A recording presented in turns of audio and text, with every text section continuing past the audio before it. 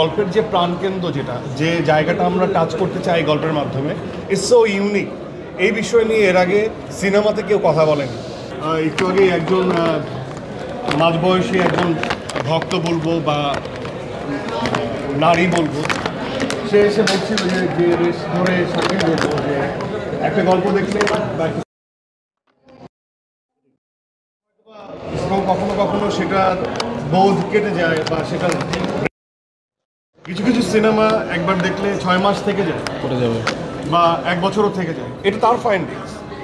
তো এই যে ভাষ্যটা উনি দিলেন একদমই স্বইচ্ছায় নিজে এসে, তো এটা তো মন ছুঁয়ে যাওয়ার মতো যে আমরা যে কন্টেন্ট বা যে মানে যে গল্পের যে প্রাণকেন্দ্র যেটা যে জায়গাটা আমরা টাচ করতে চাই গল্পের মাধ্যমে ইটস সো ইউনিক। এই বিষয় নিয়ে এর আগে সিনেমাতে কেউ কথা বলেনি।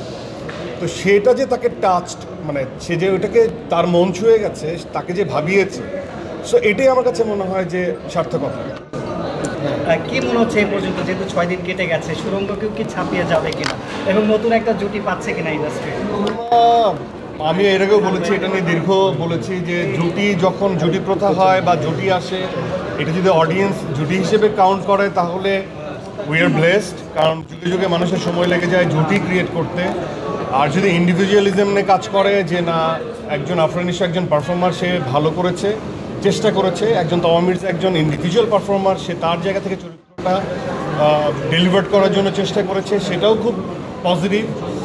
আর যদি আমি সর্বোপরি বলবো যে এই যে দাগি, এর যে ইন্ডিভিজুয়ালিজম, এটা যে আলাদা একটা গল্প আকারে যে আমরা সবাই নিজেদেরকে দর্শকের সামনে হাজির করতে পেরেছি, আমার কাছে তো একজন সমালোচক বা এর বাইরেও তো আমি আলোচনা করি, সমালোচনা করি, আমি তো একজন দর্শক। তো দর্শক হিসেবে আমি বলবো যে এই যে ইন্ডিভিজুয়ালিজম, এটাই আমাদের রং, এটাই আমাদের দেশের রং, এটা আমাদের কালচারের রং, এটা আমাদের দেশীয় একটা গল্প। এটাকে যে আমরা ওন করতে পারি, এটা দিয়ে যে আমরা ইমোশনাল হতে পারি, এটাই শক্তি।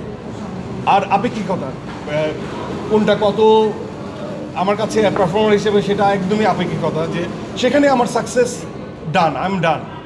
এরপরে ব্যবসা সফল, সেটা একজন শাহরিয়ার শাকিল, একজন শিহাব শাহিন এবং সামগ্রিকভাবে টিমের সাকসেস, যে হ্যাঁ যে অর্থটা আমরা খরচ করছি সেটা উঠে আসছে, তাহলে আমি অর্থগতভাবে আমি আবার ইন্সপায়ার্ড হবো আরেকটা এরকম ছবি বানাতে। যদি এটা যদি ভালো হয়, অনেক সময় অনেক ভালো ছবি চলে না, তখন কি হয়, অ্যাক্টরদের কোনো ক্ষতি হয় না বা ডিরেক্টরিয়াল জায়গা থেকে কোনো ক্ষতি হয় না, ক্ষতি হয় এই জায়গার থেকে ওই ধরনের গল্প নির্ভর কাজ হয়তো বা সোসাইটি আর এক্সপিরিয়েন্স করবে না, কারণ একজন আর্থিকভাবে যখন লসে পড়ে। কিন্তু ওই জায়গা থেকে আমি বলবো যে এটা আমরা এত বেশি ব্লেস যে একটা সুন্দর গল্পের কাজ এবং নিউ দর্শক যারা এতদিন হলে আসেননি তারা এক্সপিরিয়েন্স করছে। তো আমি তো এটা তো সোনায় সোহাগা।